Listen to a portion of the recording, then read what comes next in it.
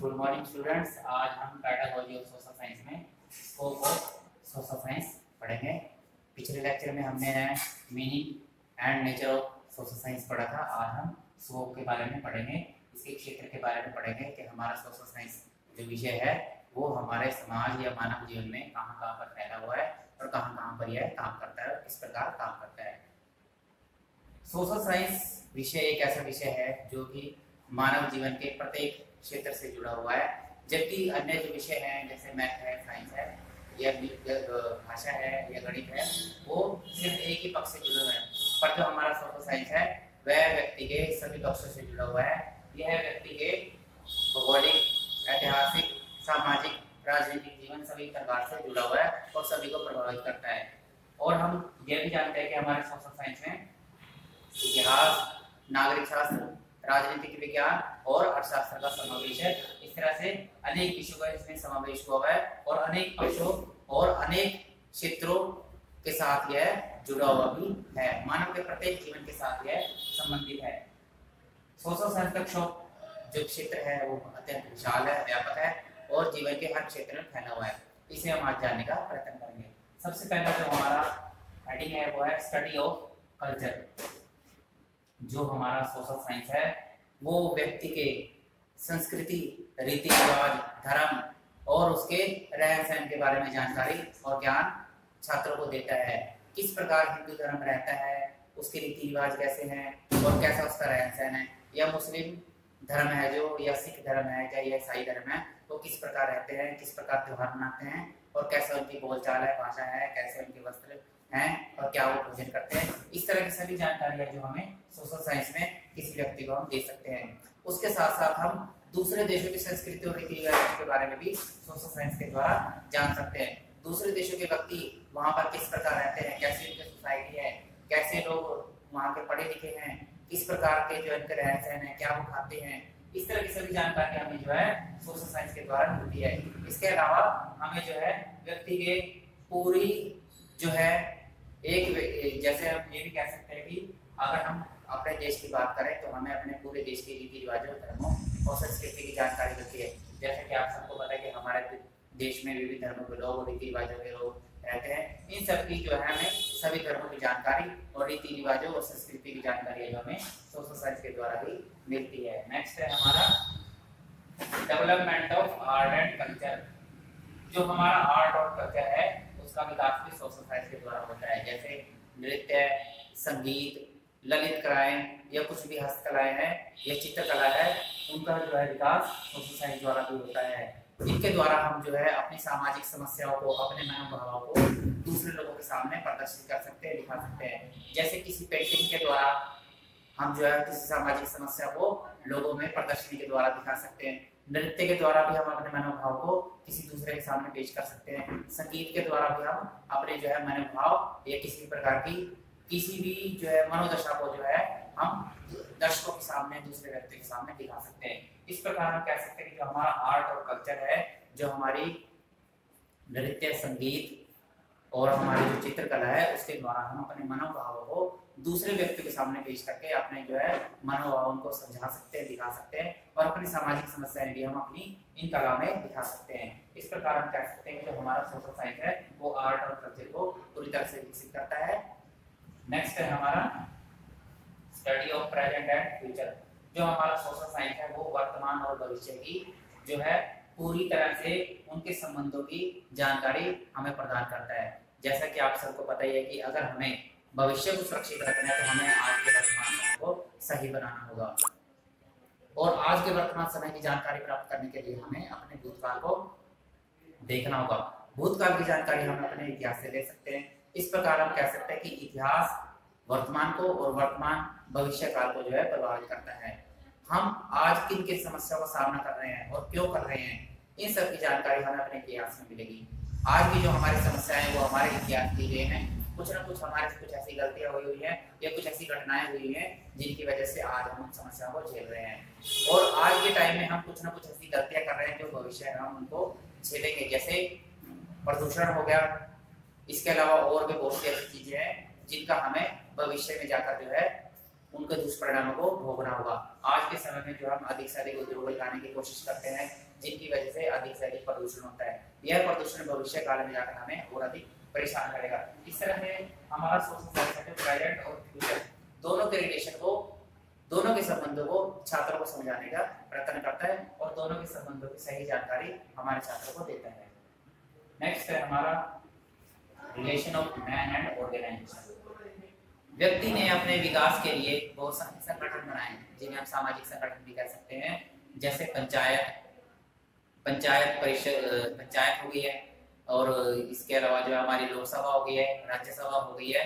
ये सारी हमारी जो संस्थाएं हैं, और ये संस्थाएं मानव विकास के लिए काम करती हैं। समय समय पर मानव के लिए जो है नियम और कानून बनाती है।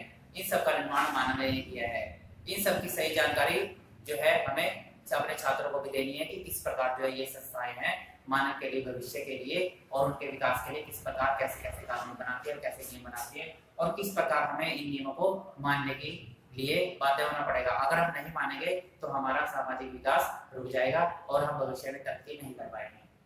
नेक्स्ट है हमारा मैन विद इकोनॉमिक्स, मनुष्य और अर्थशास्त्र।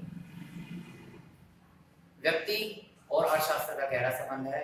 व्यक्ति अपने जीवन यापन के लिए जो भी काम काज करता है, जैसे दिहाड़ी करना, काम पर जाना, किसी ऑफिस में काम करना, किसी टीचर का काम करना, कोई डॉक्टर का काम करना, किसी भी प्रकार का रोजगार है, वो हमारे अर्थशास्त्र के अंतर्गत आएगा। व्यक्ति और रोजगार दोनों एक दूसरे से विशेष रूप से जुड़े हुए हैं, क्योंकि अगर व्यक्ति जो है काम ही नहीं करेगा, रोजगार नहीं करेगा, तो वह खाएगा क्या? अगर व्यक्ति काम करेगा तभी उसका पालन पोषण हो सकता है, तभी वह कुछ पैसे कमाकर अपने परिवार को पाल सकता है, उनकी जरूरतों को पूरा कर सकता है और भविष्य के लिए कुछ धन रखकर जो है अपने भविष्य को संभाल सकता है और उन्नति कर सकता है। क्योंकि आज के टाइम में है जो शिक्षा के लिए भी पैसे की जरूरत है, इलाज के लिए भी पैसे की जरूरत है, और हर चीज है जो पैसे से ही खरीदी जाती है। तो इसलिए हम कह सकते हैं कि मनुष्य और अर्थशास्त्र का सीधा संबंध है।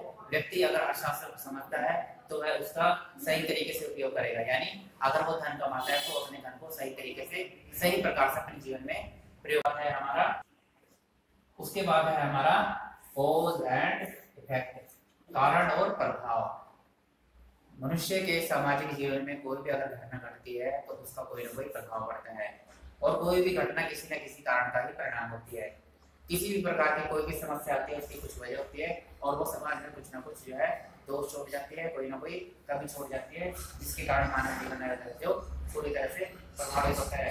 जैसे अगर हम माने कि हमारे समाज में है जो भ्रूण हत्या कुछ टाइम पहले बहुत अधिक थी, तो उसका कारण क्या था? उसका कारण था हमारे समाज में एजुकेशन की कमी। हमारे समाज में पुरुषों का और महिलाओं का बहुत कम पढ़े लिखा होना। कम पढ़े लिखे होने की वजह से वो ये भूल गए कि अगर समाज में लड़कियां ही नहीं होंगी तो आगे जो है किसी लड़के की शादी किससे होगी, और आगे जो है लिंग अनुपात पूरी तरह से बिगड़ जाएगा। तो इस वजह से हम कह सकते हैं कि सोसाइटी में एजुकेशन की कमी की वजह से समाज में भ्रूण हत्या जैसे जो है अपराध होने लगे थे। पर अब जो है अपराधी बहुत कम हो चुका है, हमारी सोसाइटी में एजुकेशन का प्रसार बहुत अच्छे तरीके से हो चुका है। तो इस वजह से ये समस्या जो बहुत तरीके से जो है अब बहुत कम हो चुकी है, ना के बराबर है। तो इस तरह से इफेक्ट पड़ता है। इस समस्या का आज के टाइम में इफेक्ट क्या पड़ा कि आज के टाइम में लड़कों के मुकाबले में लड़कियां हैं जो बहुत कम है।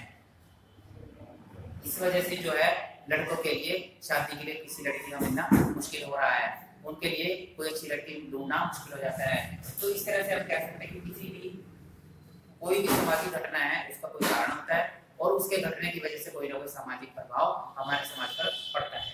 नेक्स्ट है हमारा स्टडी ऑफ रिसोर्सेज। हमारे जो सोर्सेज है, संसाधन है, वो दो प्रकार के होते हैं, प्राकृतिक संसाधन और मानव संसाधन। प्राकृतिक संसाधन वे संसाधन हैं जो हमें प्रकृति से उपहार के रूप में प्राप्त हुए हैं, जैसे कोयला, खनिज तेल, गैस और जल हो गया। ये इस तरह की चीजें हैं जो हमें प्रकृति से उपहार के स्वरूप में प्राप्त हुई हैं। प्राकृतिक संसाधन है जो ऐसे होते हैं कि अगर हम उनका जो उचित उपयोग ना करें तो वो एक समय में खत्म हो जाएंगे। अगर उनका अंधाधुंध और दुरुपयोग तरीके से जो है प्रयोग किया जाएगा तो वो बहुत जल्दी खत्म हो जाएंगे।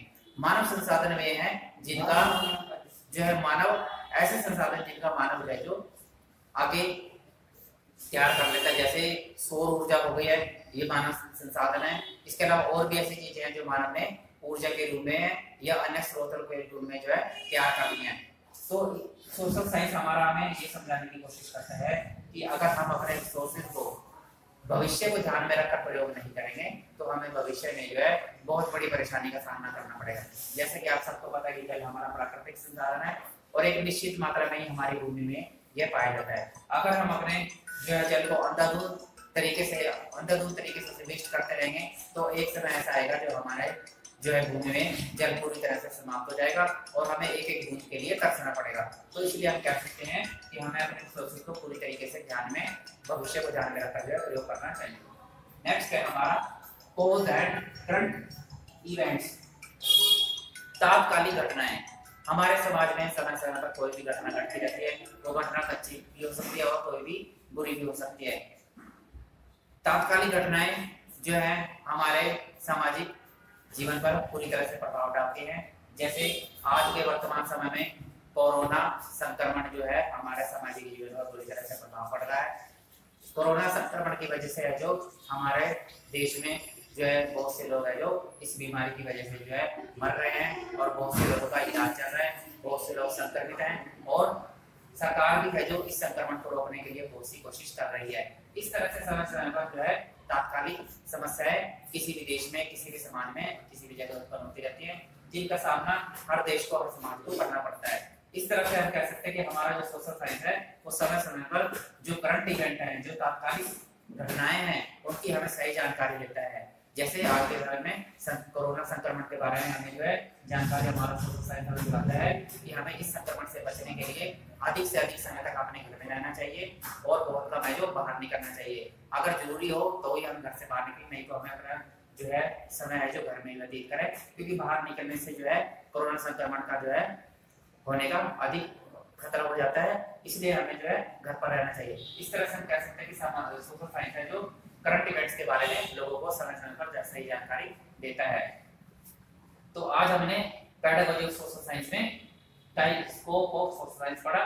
कल हम कुछ और पढ़ेंगे। आज के लिए बस इतना ही।